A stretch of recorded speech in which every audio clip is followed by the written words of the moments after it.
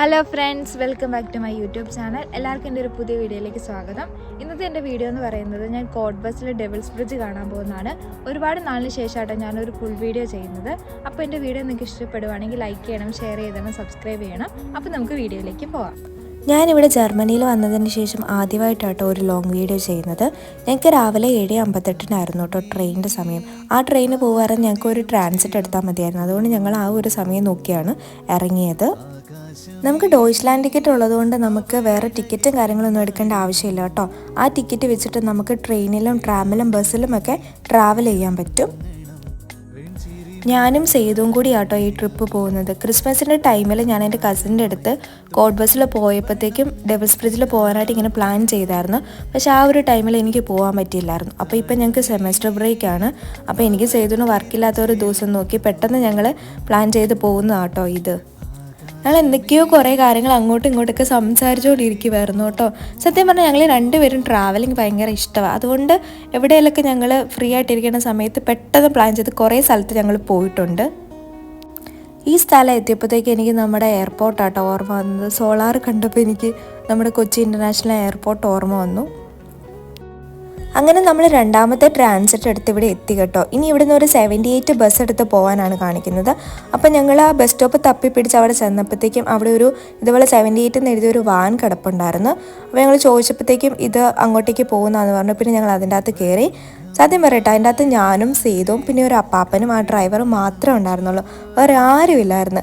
വഴിയിലൊക്കെ നോക്കുകയാണെങ്കിൽ ഒരു മനുഷ്യനില്ല, ഒരു വണ്ടിയില്ല. ശരിക്കും നമ്മുടെ ഭാഷയിൽ പറഞ്ഞ ഒരു പട്ടിക്കാട് ഫീലായിരുന്നു. പക്ഷെ സ്ഥലം കാണാൻ നല്ല രസമുണ്ടായിരുന്നു കേട്ടോ. നമുക്ക് സൂക്ഷിച്ച് നോക്കിയാലായിട്ട് കാണാൻ പറ്റും, സിമിത്തേരി കാണാൻ പറ്റും കേട്ടോ. ഇവിടുത്തെ സിമിട്രിയൊക്കെ ഭയങ്കര നല്ല ഭംഗിയാണ്. കാരണം എല്ലാവരും ഭയങ്കര നന്നായിട്ട് മെയിൻറ്റെയിൻ ചെയ്ത് പോകുന്നതാണ്. നിങ്ങൾക്ക് കാണാൻ പറ്റുന്നുണ്ടോ അത്?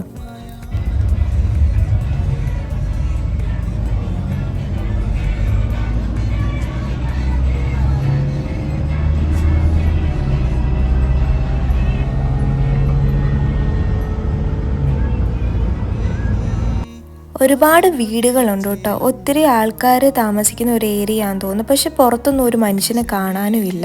എനിക്ക് തോന്നുന്നു എല്ലാവരും അവർക്ക് വണ്ടിയും കാര്യങ്ങളൊക്കെ ഉണ്ട്. അപ്പോൾ പിന്നെ പബ്ലിക് ട്രാൻസ്പോർട്ട് യൂസ് ചെയ്യേണ്ട ആവശ്യം വരാത്തത് കൊണ്ടായിരിക്കും പുറത്തൊന്നും അധികം ഇങ്ങനെ ആൾക്കാരെ ഒന്നും കാണാത്തത്.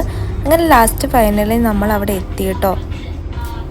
നമ്മളിവിടെ ആട്ടോ ഇറങ്ങുന്നത്. ക്രോംലോ എന്നാണ് ഈ സ്റ്റോപ്പിൻ്റെ പേര്. ഇവിടെ ഇറങ്ങിക്കഴിഞ്ഞിട്ട് ഒരു 14 മിനിറ്റ് നടക്കാനുണ്ടെന്നാണ് നമ്മൾ മാപ്പിൽ കാണിക്കുന്നത്. ബസ്സിൽ പാട്ടൊക്കെ ഇട്ടിട്ടുണ്ടായിരുന്നു കേട്ടോ. ശരിക്കും എൻജോയ് ചെയ്ത് പോകാൻ പറ്റി. വേറെ ആരും ഇല്ലായിരുന്നു. ആ ഒരു അപ്പാപ്പനും ഞങ്ങളും മാത്രം. നമ്മളൊരു ബസ് പിടിച്ച് ട്രിപ്പ് പോകുന്ന ഒരു ഫീലായിരുന്നു. ഇതാട്ടോ നമുക്ക് ഇറങ്ങാൻ വേണ്ടിയിട്ടുള്ള ബസ് സ്റ്റോപ്പ്. നോക്കിക്ക് എന്ത് ഭംഗിയത് കാണാനായിട്ട്. ഒരു കുഞ്ഞ് ബസ് സ്റ്റോപ്പ്. അതിൻ്റെ അകത്ത് കുറേ ബുക്സും കാര്യങ്ങളൊക്കെ ഉണ്ടായിരുന്നു കേട്ടോ. അതായത് നമ്മൾ ബസ്സിന് വെയിറ്റ് ചെയ്ത് നിൽക്കുന്ന സമയത്ത് നമുക്ക് ബുക്സൊക്കെ വായിക്കണമെങ്കിൽ വായിക്കാൻ വേണ്ടിയിട്ട് ബുക്സൊക്കെ വെച്ചിട്ടുണ്ടായിരുന്നേ. ഇവിടെ നമുക്കൊരു 14 മിനിറ്റ് നടക്കാനുള്ളത്. അപ്പോൾ ഞങ്ങൾ പതുക്കെ നടന്നു തുടങ്ങി. ആ ഒരു ട്രീയിൽ കണ്ടോ കുറേ ഈസ്റ്റർ മുട്ടകൾ. ഈസ്റ്ററൊക്കെ ആവാറായതുകൊണ്ട് ഇവിടെ എല്ലാ വീടുകളിലൊക്കെ അങ്ങനെ ഡെക്കറേറ്റ് ചെയ്ത് വെക്കുന്നുണ്ട്. നമ്മളിനി ഇങ്ങനെ നടന്നിട്ട് ആകെ കണ്ടത് ആ ഒരു വണ്ടി മാത്രം കേട്ടോ. അത് ശരിക്കും പറഞ്ഞാൽ അധികം ആൾക്കാരൊന്നും ഇല്ലാത്ത ഒരു ഏരിയ ആയതുകൊണ്ടാണോ അതോ ഇന്ന് തിങ്കളാഴ്ചയായിരുന്നു, അപ്പോൾ വർക്കിംഗ് ഡേയ്സിൽ എല്ലാവരും ഓഫീസിലൊക്കെ പോകുന്ന ദിവസമാണ്, അപ്പോൾ അതുകൊണ്ടാണോ എന്നറിയത്തില്ല. വലിയ തിരക്കും കാര്യങ്ങളൊന്നും ഇല്ലായിരുന്നു കേട്ടോ. ഞാൻ നാട്ടിലിറങ്ങുന്ന സമയത്തൊക്കെ ജർമ്മനിയിൽ എന്തൊക്കെ കാണാനുണ്ട്, എവിടെയൊക്കെ പോകാൻ പറ്റുമെന്നൊക്കെ ഇങ്ങനെ സെർച്ച് ചെയ്ത് നോക്കിയപ്പോൾ തന്നെ കണ്ട ഒരു സ്ഥലമാട്ടോ ഡെവിൾസ് ബ്രിഡ്ജ്. അത് ഞാൻ താമസിക്കുന്ന സ്ഥലത്ത് നിന്ന് ഏകദേശം ഒരു 2.5-3 മണിക്കൂർ ട്രാവലാണുള്ളത്. ആ ഒരു പേര് കേട്ടപ്പോൾ തന്നെ ഞാൻ ഓർത്ത് ഇനി വല്ല പ്രേതമുള്ള സ്ഥലമാണോ, എന്തിനാണ് അതിന് ഡെവിൾസ് ബ്രിഡ്ജ് എന്ന് പേര് പറഞ്ഞത്. അങ്ങനെ കുറേ കൺഫ്യൂഷൻ എനിക്കുണ്ടായിരുന്നേ. ഞങ്ങൾ നടന്നു പോയപ്പോഴത്തേക്ക് 2 താറാവിനൊക്കെ ഉണ്ട്. ഡെവിൾസ് ബ്രിഡ്ജിനെ റാക്കോട്സ് ബ്രൂക്ക് എന്ന പേരിലാട്ടോ ഇവിടെയൊക്കെ അറിയപ്പെടുന്നത്. നമ്മൾ ഇതിൽ നടന്ന് കയറി ചെല്ലുമ്പോഴത്തേക്കും കറക്റ്റ് നമുക്ക് ആ ഒരു പാലത്തിൻ്റെ ഇത് കാണാൻ പറ്റും. നമുക്ക് ഇവിടുന്ന് സൂക്ഷിച്ച് നോക്കുമ്പോൾ തന്നെ ചെറിയ രീതിയിൽ കാണാൻ പറ്റുന്നുണ്ടല്ലോ. ഈ ഒരു പാലത്തിന് പിൻപിൽ ഒരുപാട് കഥകൾ കേൾക്കാട്ടോ. ഈ ഒരു പാലം നമുക്ക് കാണാൻ പറ്റുന്നില്ലേ, അതിൽ കറക്റ്റ് പെർഫെക്റ്റ് ആയിട്ടുള്ള റിഫ്ലക്ഷൻ ആ ഒരു നദിയിൽ വന്നേക്കുന്നത്. ഇത് ശരിക്കും പുള്ളി ഹാൻഡ് മെയ്ഡായിട്ട് ചെയ്ത ഒരു പാലം എന്നാട്ടോ അറിയപ്പെടുന്നത്. അതുകൊണ്ടാണ് ഒരു മനുഷ്യന് ഇത് തന്നെ ചെയ്യാൻ പറ്റത്തില്ല, അതുകൊണ്ട് ഒരു പിശാചിൻ്റെ സഹായത്തോടെയാണ് ചെയ്തതെന്നൊക്കെ ഇത് അറിയപ്പെടുന്നത്. ആ പാലത്തിൻ്റെ സൈഡിൽ കൂടിയൊക്കെ നടക്കാൻ തന്നെ ഒരുപാട് വഴികളൊക്കെ ഉണ്ട്. നല്ല രസമുണ്ട് കാണാനായിട്ട്. ഞങ്ങൾ കുറച്ച് മുമ്പ് ചെന്ന് കഴിഞ്ഞപ്പോഴത്തേക്കും ഒരു മരത്തിൽ കണ്ടതാണ്. ഇത് നമ്മുടെ നാട്ടിൽ നിന്ന് വന്നവർ ചെയ്തതാണോ ഇവിടെ ഉള്ളവർ ചെയ്തതാണോ എന്നറിയത്തില്ല. മരത്തിലൊക്കെ നമ്മുടെ നാട്ടിൽ ചെയ്യുന്ന പോലെ ഫുൾ എന്തൊക്കെയോ എഴുതി വെച്ചിട്ടുണ്ട്.